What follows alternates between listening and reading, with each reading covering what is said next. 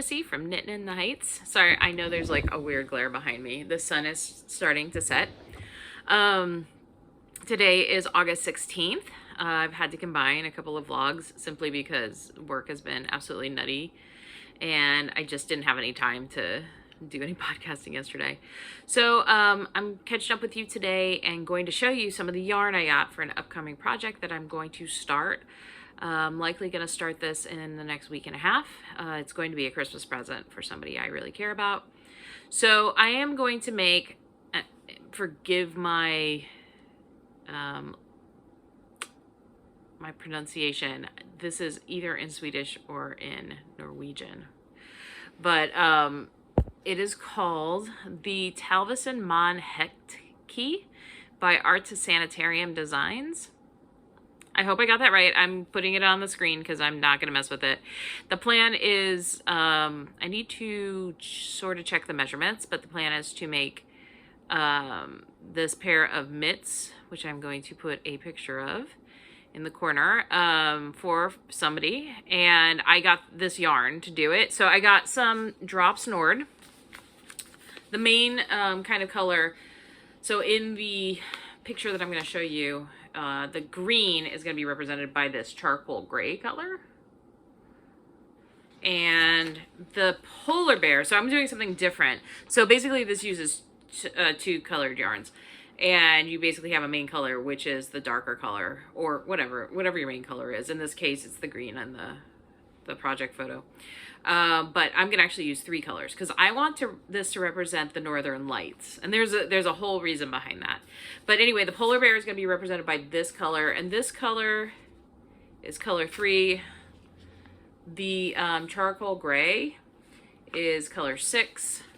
But then once the rest of it, other than the polar bear, everything else color work wise is going to be in Drops Delight print, which is this. And it is in color 9. Let me show you. So it's like totally the colors of the Northern Lights. And so I thought that'd be really cool. There was a project that did use this idea, specifically this color actually, with the black in the Drops Nord. But I decided that I wanted the polar bear to look like a polar bear. So not sure how I'm going to do it yet. I may strand 3 colors, which I don't think I've ever done before in life, for the period of time when you have the polar bear. I mean, that's my thought, is to do that. I don't think it's going to mess with my gauge. I think it's probably the best way. I was thinking, could I do intarsia for part of it? But the whole back, you know, the palm side has an actual pattern, and I would rather that be in this color because I want the whole back to be this. Now, on the thumb and on the... and I'll try to insert a picture of this as well. On the thumb, there's like a paw print and a polar bear face. And like debating if I'm gonna do that also with the white, because the other side is a Christmas tree. So I'm not sure what I'm gonna do yet with that. I have to really think about it. I mean, it could be kind of cool to do it in the white, to be in contrast with the rest, because even the Christmas trees, it could kind of look like it's covered in snow or something. So I'm gonna do that. I have to decide what I'll do with the thumbs, but I have a while. I'm gonna have to like knit the mitts first, and I'll probably save both thumbs for the very end, which is rare for me. Typically what I do is I finish each object as a standalone. When we're talking about socks or we're talking about mittens, like things that come in pairs of 2, usually I do one and then I do the next one. But this one I might have to take some time, or by the time I get to the thumb on the first one, I'll have decided. But I think I am leaning towards using this color, which is like, it's kind of a creamy color with kind of a beige undertone and definitely a little bit of gray, like the tiniest bit of the lightest gray. And it is really beautiful. It's got alpaca in it, but it's bugging me. I think this will be fine for me because I do have some problems with alpaca. Sometimes it gives me a headache and makes me sneeze and stuff.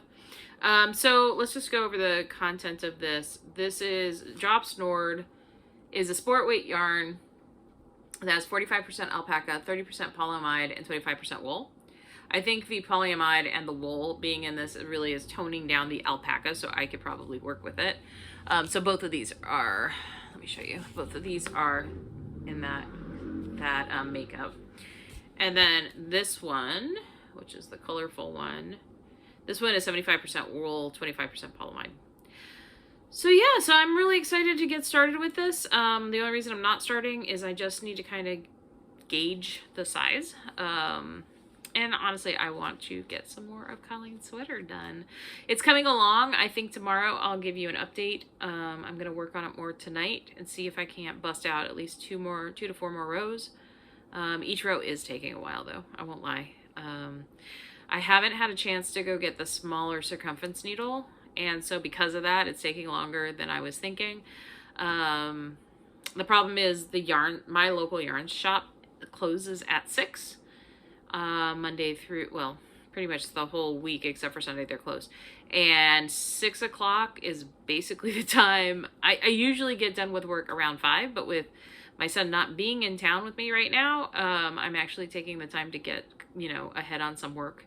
So I'm not leaving the office till after 5. And so with subway train travel, it wouldn't leave me enough time to actually go to a yarn store. I am hoping though that I can do that like later this week. You know, maybe on Friday I can be done like slightly early, or go on Saturday, because it's not that far away from me at all. And there's great food near there. So maybe I'll grab lunch at one of my favorite Chinese restaurants in my local area. So it's on the Upper West Side. It's called Nitty City. And to get there from where I live, it is, I'm trying to think how many blocks away. It is like about 70 blocks away. Yeah, 70 blocks away.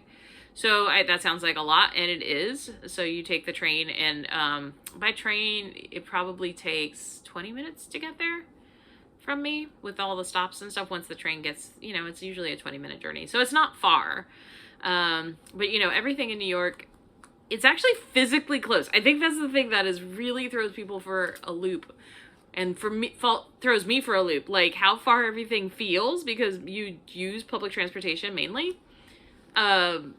Like something that's only 7 miles away could take an hour and a half to get to. So that's what is kind of weird about living in the city sometimes, that it can take a really long time to get from point A to point B. Even though it's not physical, like physical distance doesn't mean a thing.